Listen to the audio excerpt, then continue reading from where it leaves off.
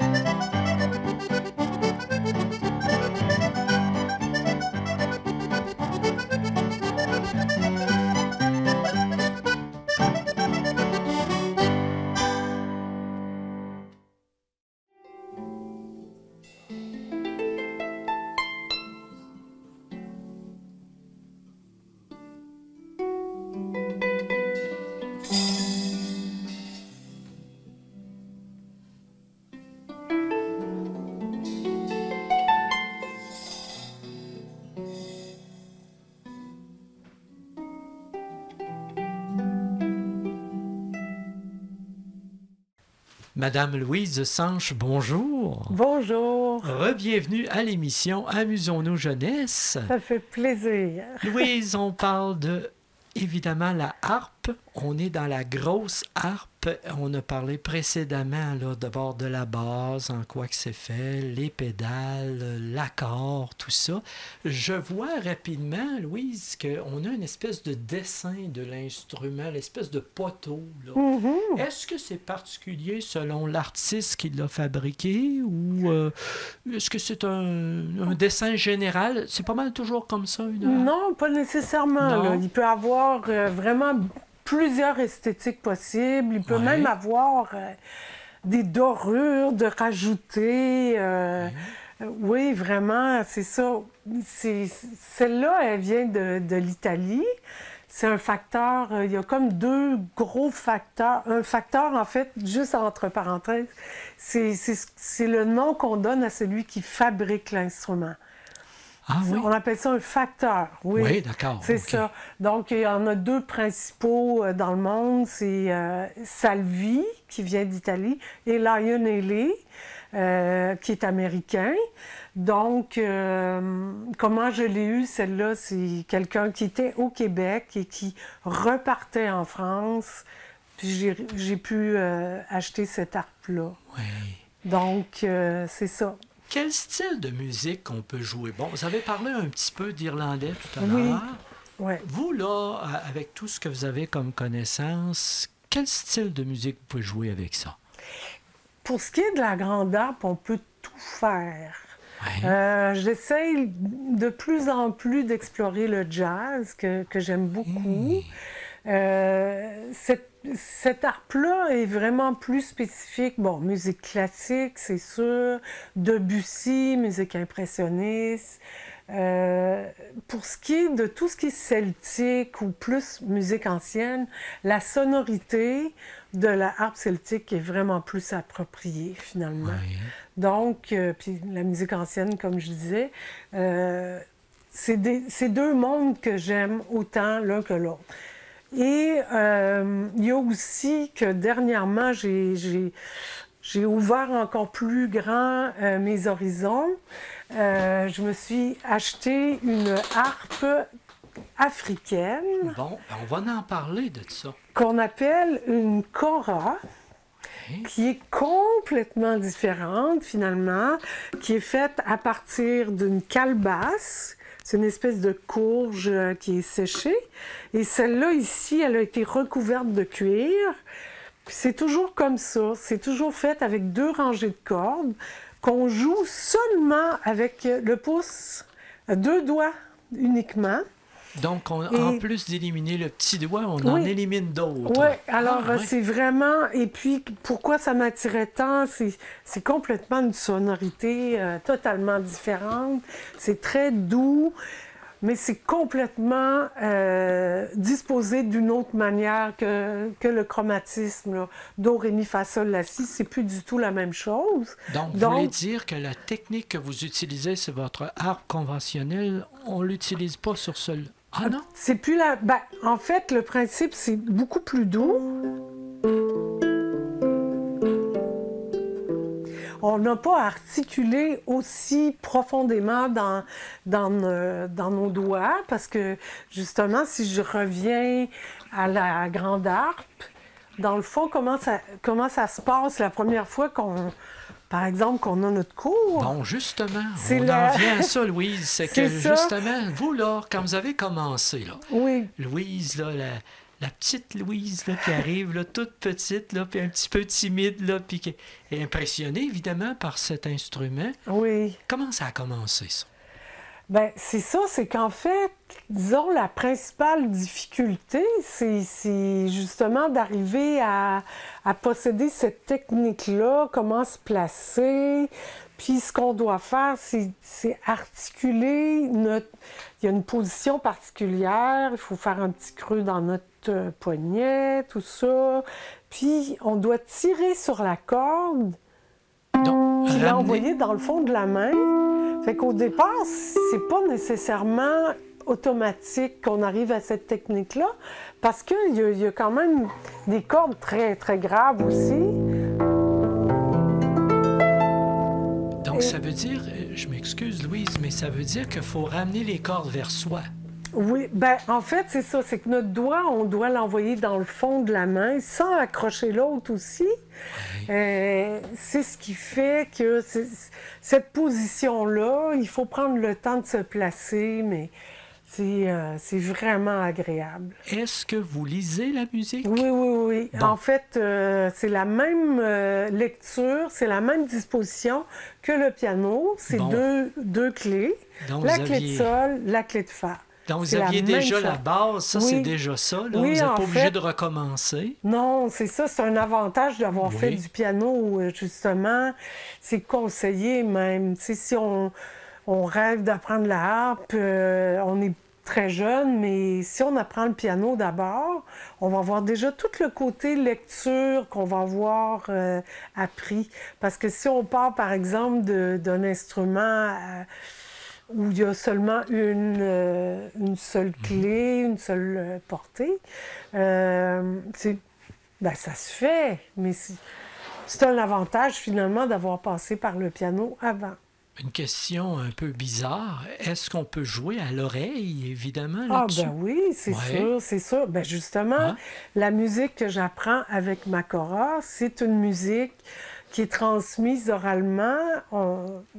Donc oui, ce qui m'attirait aussi dans cet instrument-là, c'est d'abord la sonorité, très très douce et il y a un côté un peu répétitif. Et comment j'étudie, parce que je prends des cours avec un griot qu'on appelle, qui vient du Burkina Faso. Et c'est vraiment oralement. Il n'y a pas d'écrit pour la chorale. Donc, on apprend, on répète, on apprend oralement. Oui. Ouais.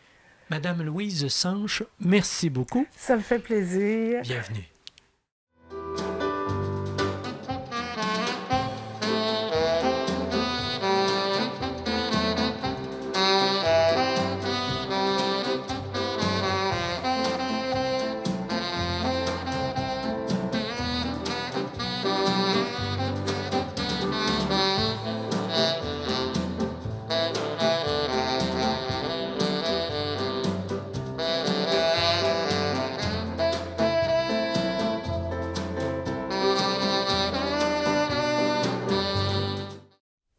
Monsieur Robert Desharnais, bonjour. Bonjour à vous.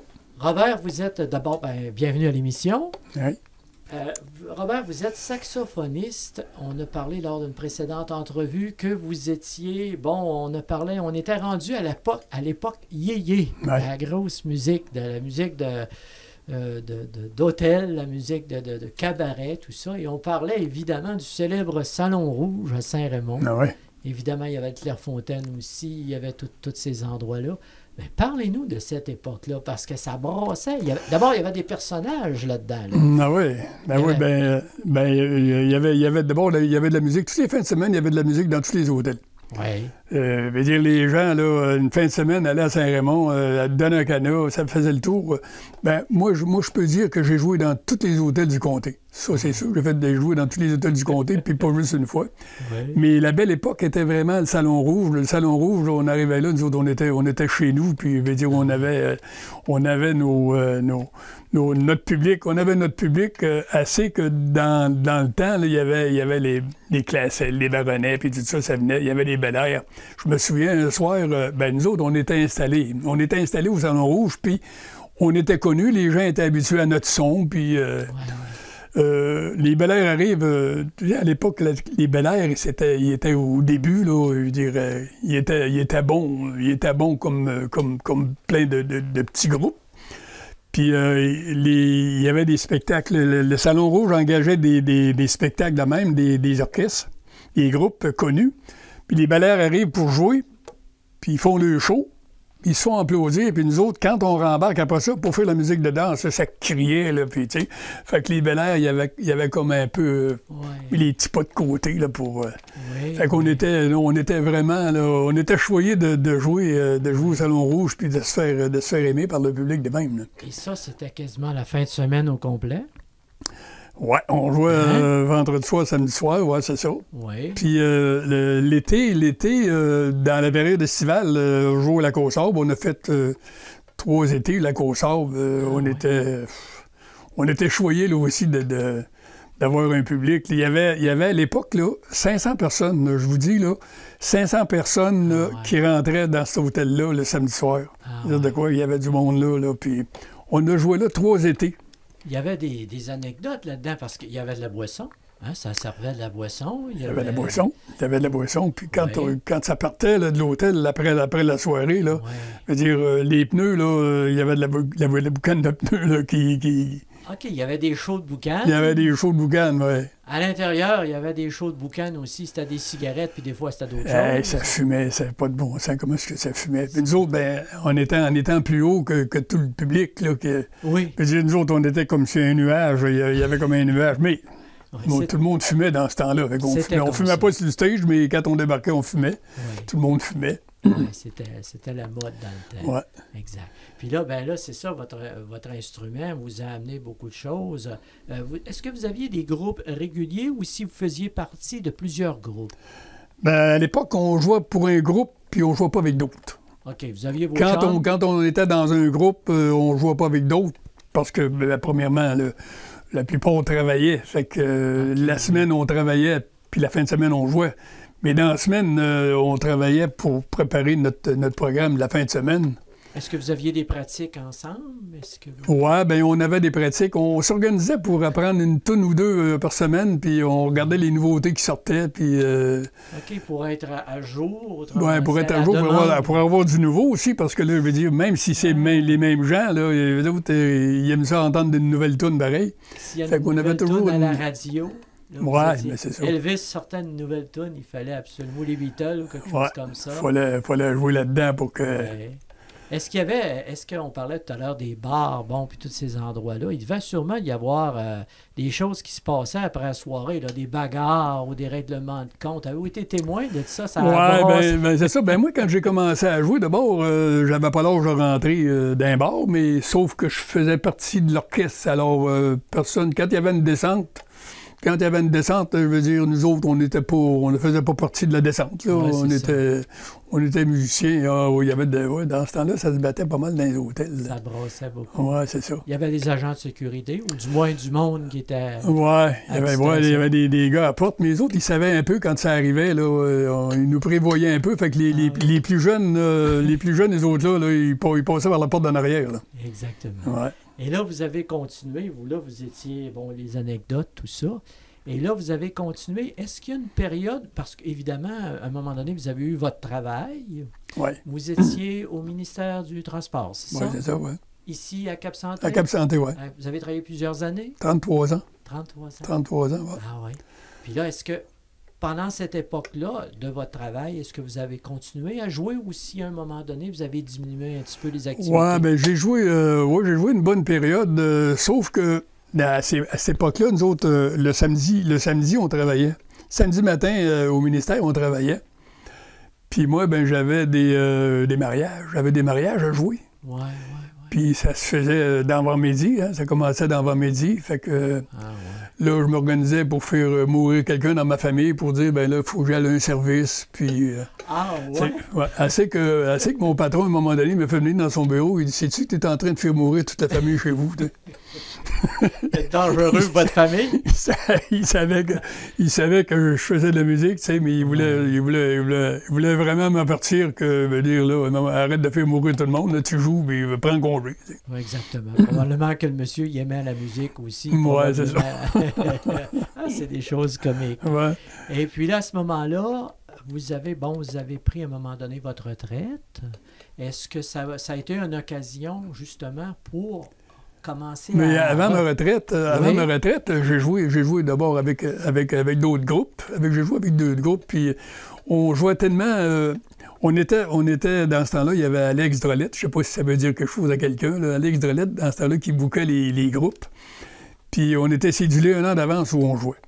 Ce monsieur-là était un promoteur, probablement, d'événements? Oui, c'était un gars qui faisait le tour, il faisait le tour pas mal de l'Est du Québec pour vendre, je pense qu'il vendait des biscuits ou je sais pas. Puis à travers de son travail, il bookait des groupes. Fait qu'il disait, toi, OK, le mois prochain, on joue un mois à même place. On joue un mois, disons, Sainte-Marie-de-Beauce, puis l'autre mois à Montmagny. Fait qu'on faisait un an d'avance, je savais où on jouait.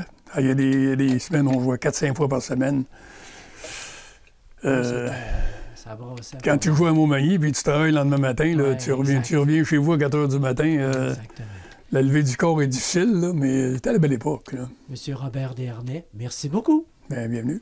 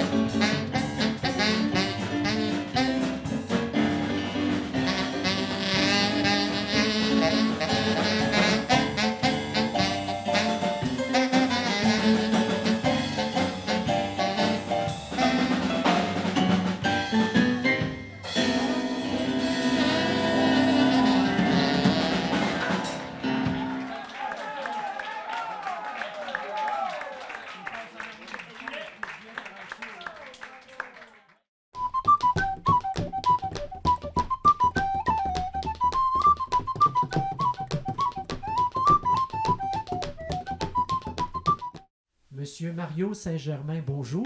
Bonjour. Bienvenue à l'émission Amusons-nous jeunesse. Merci. Monsieur Mario, vous êtes un joueur de musique folklorique. Vous jouez de plusieurs instruments?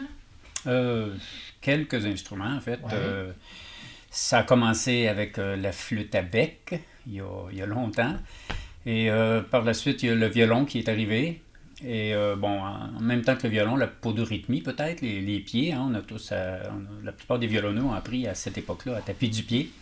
Mm-hmm. Et puis, il y a eu le bodhrán aussi, le tambour irlandais, auquel je me suis intéressé, et la mandoline. Puis, un petit peu la voix, des chansons. J'aime bien ça chanter. Mais les chansons, c'est tout un monde, là. En effet. C'est assez... Donc, vous faites, on pourrait dire, de la musique folklorique.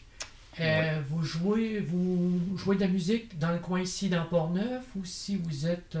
Oui, en fait, moi, j'habite ici, de Donnacona, depuis 3 ans, les Écureuils. Et c'est beaucoup les jams de musique là, qu'il y a ici à Donnacona et à Québec, une fois par semaine ou une fois par mois ici à Donnacona. Puis dans des groupes de musique ici et là, des petits contrats de temps en temps. Là, on a un groupe de musique qui s'appelle Zig, et avec Claude Mété, Dana Whittle et Aimé Mété.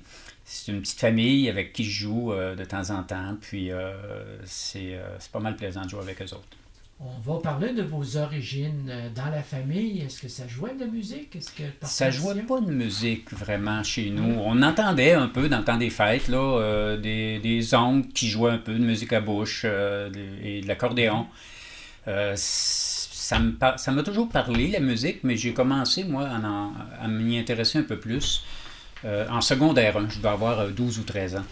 Fait qu'on apprend tous la flûte à bec en secondaire 1. Moi, j'ai commencé là. Mais j'ai commencé solide, c'est-à-dire que moi, j'arrivais de l'école, puis je me couchais dans mon lit, là, puis je jouais de la flûte pendant 1 heure avant le souper. J'ai fait ça pendant des années, j'ai fait ça... Mes parents étaient très conciliants là-dessus, tu sais, fait que je fermais la porte, puis j'aimais ça. J'apprenais toutes sortes d'affaires. Ma soeur, elle écoutait de la musique populaire à l'époque, là, tu sais. Moi, j'apprenais ces airs-là, ce que je connaissais, les chansons de Noël, tu sais, à l'oreille, tout le temps à l'oreille, là, tu sais. Fait que la musique traditionnelle est venue un petit peu plus tard, en 1977, si je me souviens bien. Moi, j'étais au cégep Lionel Groulx à Sainte-Thérèse. Et un groupe qui est venu faire un spectacle au Café étudiant. Écoutez, là, moi, j'ai tombé de ma chaise parce que ça faisait quand même 7-8 ans que je jouais de la flûte à bec. Mais là, j'ai entendu de la flûte irlandaise pour la première fois. Fait que ça a rentré dans l'oreille, puis ça n'a pas sorti, là, tu sais. J'ai appris toutes les airs de l'album qu'ils ont fait, le groupe Bard, en fait. Mais à cette même époque, il y avait La Bottine souriante et Le Rêve du diable, qui avaient quand même un album de fait, eux autres aussi, là, 77, 60, dans ces années-là. Là, bon. Fait que là, je me suis un petit peu intéressé à ça, mais la flûte à bec se prêtait peut-être un peu plus à l'époque, encore aujourd'hui, si on veut, à la musique irlandaise, au répertoire de la musique irlandaise. Il y a beaucoup de flûtes là-bas. Eux, c'est plus du whistle. J'en ai joué pendant un certain nombre d'années du whistle. C'est un flageolet. Le whistle est plus simple à jouer. Il n'y a pas de trou en dessous comme pour la flûte à bec. Donc, c'est un instrument diatonique, c'est-à-dire que c'est dans une gamme précise. On lève les doigts un après l'autre, on souffle un peu plus fort, ça tombe sur le 2e octave et on lève les doigts encore. Simplement, c'est plus simple. Alors que la flûte à bec, elle, c'est chromatique, c'est-à-dire que on peut faire tous les demi-tons avec un doigté, le doigté particulier. Mais je reviens au whistle. Aujourd'hui, les gens qui jouent de la flûte irlandaise, ils vont faire la moitié du doigt pour faire le demi-ton. Mais ça va vite, là, ça va très très vite. On les voit pas faire vraiment tellement les doigts, ça se promène vite sur la flûte. Fait que... mais moi, à un moment donné, j'ai arrêté de jouer du whistle parce que je m'éparpillais. Je jouais de la flûte traversière à l'époque, puis c'était, tu sais... Jethro Tull, puis harmonium, puis... Donc, vous êtes en train de dire, Mario, qu'il y a plusieurs genres de flûte, parce que quand on parle de la flûte, on pense qu'il y a juste un type de flûte et c'est tout, mais il y en a beaucoup, puis des techniques de plus en plus précises. Hein? Ah oui, il y a des instruments, écoutez, le nombre de flûtes qu'il y a dans le monde, c'était effarant, là, je veux dire. Mais juste pour une culture, là, la musique traditionnelle irlandaise, entre autres, eux, ils ont des flûtes traversières en ébène la plupart du temps, c'est ce qu'on voit là. En bois, donc, et puis ça a un son un petit peu plus doux que la flûte traversière que la plupart des gens connaissent en métal. Et puis les clés sont différentes, et puis on peut en avoir dans différentes tonalités, puis fait que tu sais, on s'y perd à un moment donné. Moi, j'aurais aimé ça, jouer de ça, cette flûte-là, mais à un moment donné, j'ai pris tous mes airs de flûte, je les ai mis sur la flûte à bec. Une flûte à bec simple, là, c'est une soprano. Je joue un petit peu de l'alto, mais pour les airs, les rilles, les gigs, bon, ça se prête mieux, la flûte soprano. Monsieur Saint-Germain, c'est une flûte. Est-ce que c'est une flûte comme les conventionnelles que les jeunes ont à l'école? Exactement la même chose. C'est la flûte baroque. Ouais. Donc, elle est en do, c'est-à-dire que le son le plus bas qu'on peut faire, c'est un do. Mais on peut faire tous les demi-tons en faisant tout simplement une position de doigts différentes. Là. Fait que c'est simple. Moi, je préfère la flûte en bois parce que le son est plus doux. Mais j'ai joué longtemps avec une flûte en plastique au début, là, quand j'étais plus jeune. J'avais une flûte en plastique, puis c'est ce qu'on avait chez nous. Là, fait que... Donc, on peut dire aux jeunes qu'il y a de quoi faire avec une flûte. Donc. Tout à fait. C'est un instrument de musique. Hein. Ouais. C'est que, je veux dire, c'est pas dispendieux. Puis c'est pour ça que dans les écoles, il y en a. Puis c'est une bonne manière d'apprendre la musique. Peu importe l'instrument, là, je veux dire... L'instrument ne sert qu'à faire passer le message du cerveau au doigt et à produire le son. Mais ça reste un instrument, tu sais, je veux dire, on peut aimer n'importe lequel, là, tout est bien, tu sais, la flûte, elle a l'avantage d'être petite, on la met dans ses poches, moi je faisais du pouce, je amenais ma flûte avec. Donc, vous êtes capable, avec votre flûte, de faire une partie, en tout cas, de musique traditionnelle, si on peut dire. Oui. D'où le fait que c'est chromatique, donc c'est plus standard, si on peut dire. Oui. Peut-être, oui. Ben oui, en fait, je pourrais le faire aussi avec des flageolets, là, mais c'est une autre technique, et puis tu en as un pour chaque tonalité, tu sais, fait que, bon, il y en a des plus petits, puis il y en a les low whistles, des whistles qu'ils appellent en anglais, en Irlande, là. Puis les low whistles, c'est des instruments, là, tu sais, mais c'est très beau, aussi très bas, puis c'est une autre technique, une autre manière de jouer complètement. Un autre monde. Oui. Monsieur Saint-Germain, merci beaucoup. Bienvenue. Bonjour, mon nom est Mario Saint-Germain, je vous présente Claude Mimot. On va vous jouer un reel irlandais, mais en fait, ça pourrait quasiment être un reel québécois. Ça s'appelle Willie Johnson, mais ça sonne assez québécois aussi comme le swing de ce reel-là.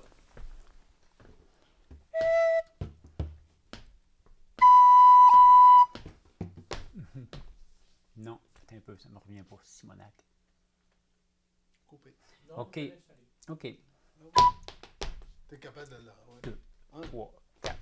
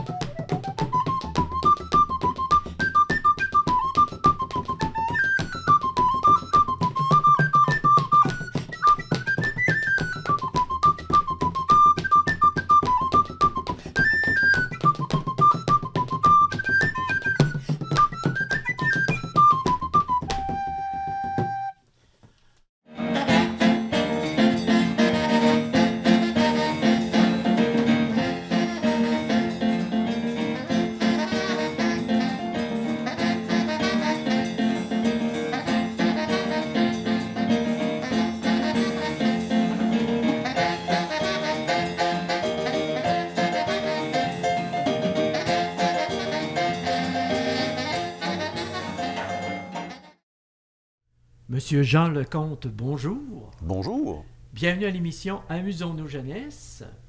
Monsieur Lecomte, vous êtes un saxophoniste, si Oui. on peut dire. Vous êtes aussi un enseignant. On va parler de vous un petit peu parce qu'aujourd'hui, on parle du saxophone, évidemment, de l'instrument de musique, mais on va parler de vous. D'abord, Monsieur Lecomte, vous êtes né à quel endroit?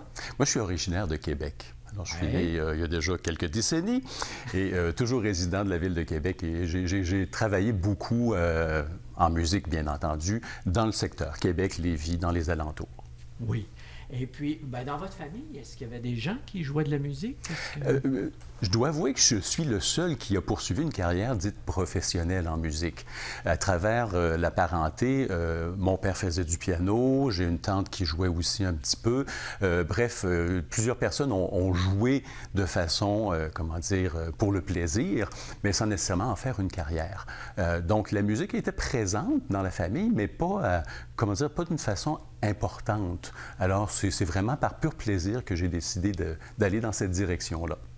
Vous avez commencé avec un instrument en musique. Est-ce que vous avez commencé directement avec le saxophone ou Oui. d'autres instruments? Ça a été mon premier instrument. Bien, comme tous les jeunes, bien entendu, parce que votre public comprend les jeunes, j'imagine quelques-uns d'entre eux ont une flûte à bec qui traîne en quelque part ou d'autres petits instruments. Alors oui, au primaire, j'ai commencé avec la flûte à bec, mais au secondaire, avec les programmes de musique que nous avons, ce qui est fort intéressant, c'est qu'on peut prendre différents instruments dits de l'orchestre d'harmonie. Et à travers ces instruments-là, il y a la flûte, la clarinette, le saxophone, bien entendu, et les cuivres et les percussions, trompette, trombone et batterie ou encore timbales et autres. Alors moi, je dois avouer que dans la famille, j'ai un de mes frères plus vieux qui avait fait du saxophone et j'avais trouvé ça intéressant, donc on a poursuivi, on est allé dans cette direction-là et j'ai eu la piqûre directement sur cet instrument-là. Est-ce que vous jouez d'autres instruments? Je veux dire, vous avez la flûte, que vous avez dit. Oui, je ne peux pas dire que je maîtrise de façon réellement importante d'autres instruments. Oui, je peux jouer de la trompette, oui, je peux jouer de la flûte, je fais quelques notes à la clarinette aussi, mais c'est vraiment le saxophone qui est mon instrument principal que je maîtrise, pour lequel j'ai étudié pendant plusieurs années, pour devenir un professionnel de la musique. Les premiers contacts avec l'instrument, justement, le jeune Monsieur Lecomte qui a son premier instrument dans les mains, comment c'est arrivé, ça? Comme je disais, au secondaire, on a cette opportunité. Alors, si je me souviens bien, en secondaire 2, dans les premiers cours où est-ce qu'on nous introduit aux instruments de l'orchestre, on essaie chacun plusieurs instruments. J'avais une petite préférence déjà là pour le saxophone, alors finalement, j'ai décidé de poursuivre avec le saxophone. J'aurais pu prendre un autre instrument, mais le gabarit de l'instrument me plaisait. C'était pas une petite flûte, c'était pas un son criard comme une trompette.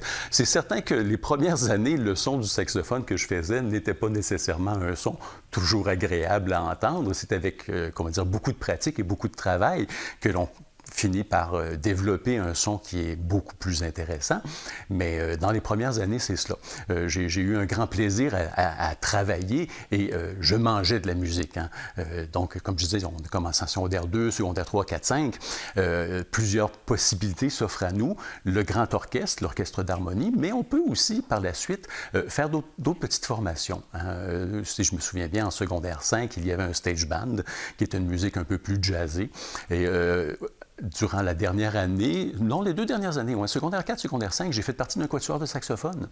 Alors, on était plusieurs élèves qui avaient beaucoup d'intérêt pour la musique. Et comme on en mangeait plus que la moyenne, on était capable d'aller un petit peu plus loin dans notre maîtrise de l'instrument et d'aller justement faire ce type de formation-là qui est un petit peu plus exigeante parce que 4 musiciens, on n'est pas parti d'un grand groupe. Si jamais dans un grand groupe on se trompe, le voisin d'à côté peut récupérer. Mais en formation de quatuor, c'est beaucoup plus difficile. Alors, il faut vraiment être très sûr de ce que l'on fait comme présentation musicale. Dans ma question tout à l'heure, je demandais vos premiers contacts, tout ça. Je demandais aussi votre premier instrument à vous, parce que probablement vous êtes devenu propriétaire à un moment donné Oui. de votre propre. Cette journée-là, comment vous avez réussi à avoir un saxophone en tant que jeune là, qui n'a pas beaucoup d'argent, hein, c'est un Oui. peu comme tout le monde, là, et puis là, pas beaucoup d'argent, tout ça. Puis là, à un moment donné, le jeune est arrivé, puis là, il y a son premier. Mm-hmm. Bien, à travers l'école, on avait cette opportunité-là d'acheter un instrument. Alors oui, j'ai pris mon saxophone, j'ai dit que je voulais jouer du saxophone et que j'allais prendre cette option d'achat-là.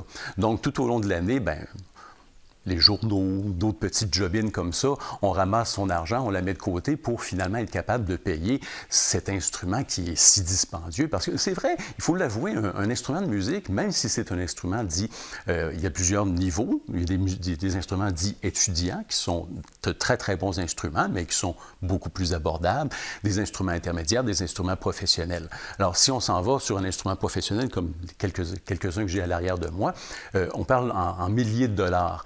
Alors qu'un instrument dit étudiant, c'est plusieurs centaines, genre, ça peut aller jusqu'à 1500 $. Alors, pour un jeune à l'époque, une somme comme cela, c'est beaucoup d'argent. Alors, il faut vraiment travailler fort, puis il faut avoir l'intérêt. Si on achète l'instrument et on n'en joue pas, ben, on gaspille un peu notre argent. Alors, comment dire, j'avais un but très précis, c'était d'obtenir mon propre instrument, mon premier saxophone ténor. Alors, j'ai travaillé fort pour être capable de me l'acheter, avec un petit peu d'aide, il faut l'avouer aussi. Oui, exactement. Donc, vous avez fait le mot important, je pense, les sacrifices. Exact.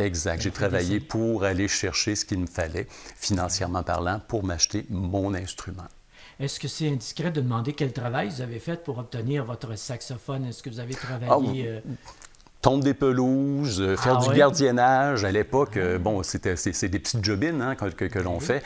Alors, je passais les journaux aussi. Alors, tous ces petits emplois-là me permettaient d'avoir quelques piastres par mois, par semaine et éventuellement d'en accumuler.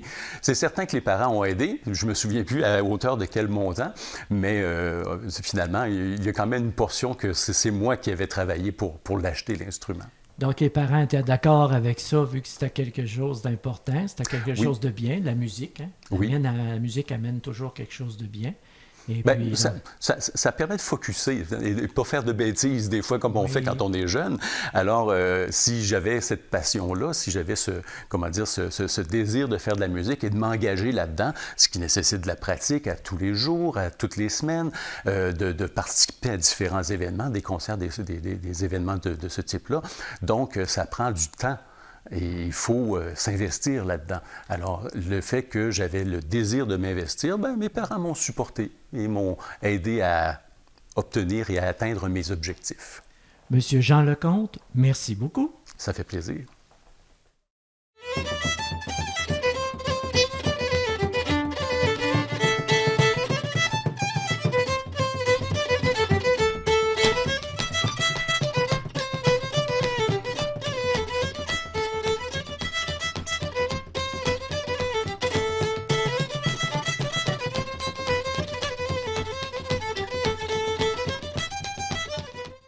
Bonjour, je vous présente Claude Mimeau, mon nom est Mario Saint-Germain. On va vous jouer un petit air qui vient d'Acadie un peu plus, ça s'appelle La Sarrasine.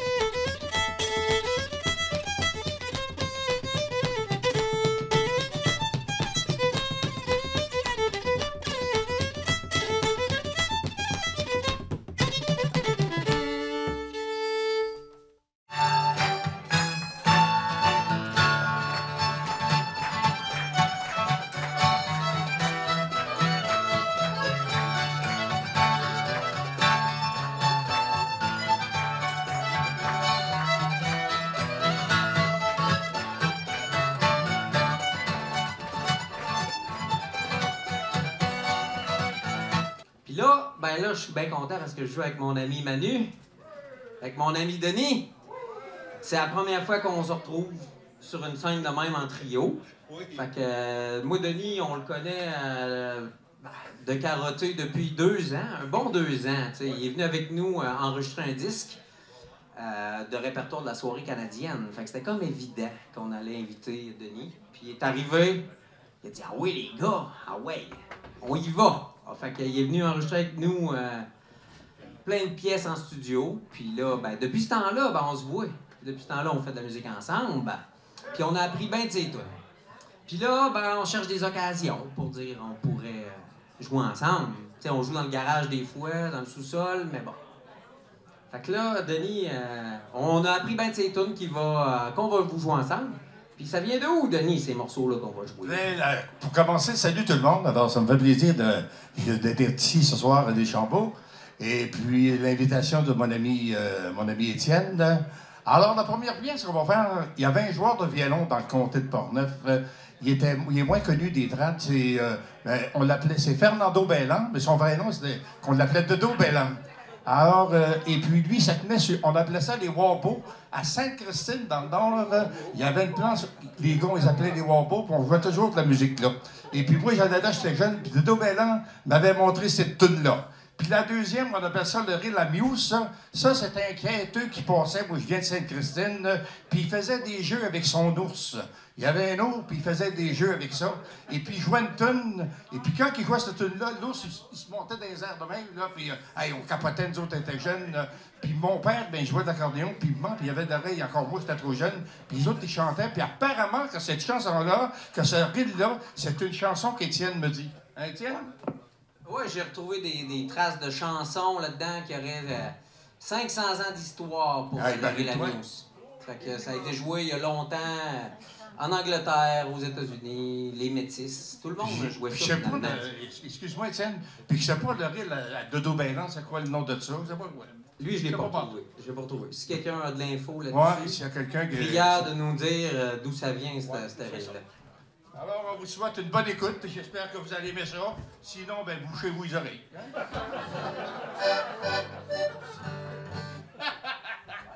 OK.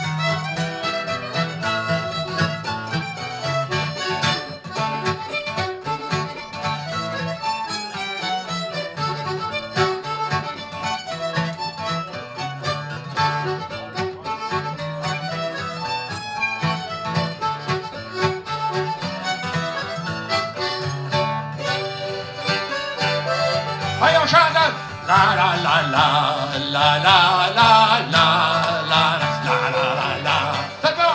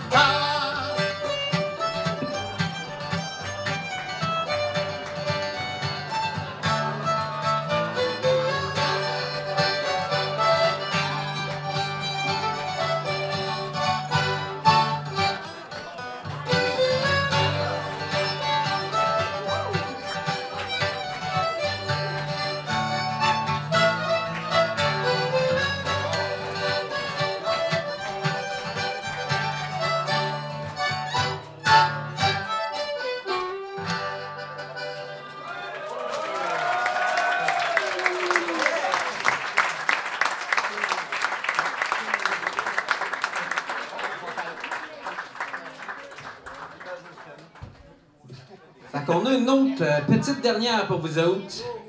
Parce que Denis, lui, ça y arrive de composer des chansons. Probablement en se levant le matin ou en se couchant le soir, ou, en respirant des fois. Fait que, il en a composé, il m'en a envoyé en tout cas plusieurs. Je peux témoigner d'un échantillon Je me vaste. souviens pas de tout ce que j'ai fait. S'il ne me les envoie pas, il les oublie. Fait que, tu sais. Puis celle-là, il l'a pas oubliée, puis il l'a baptisée en l'honneur de notre ami Médée. Ouais. C'est la toune à Médée. La toune de Médée! Puis la deuxième, ben on sait pas le titre. Ça, on appelle ça des rilles inconnus. Fait que si quelqu'un peut nous éclairer là-dessus, Ouais. comme tantôt. Si on avait des éclairagistes, là, ça ferait mieux.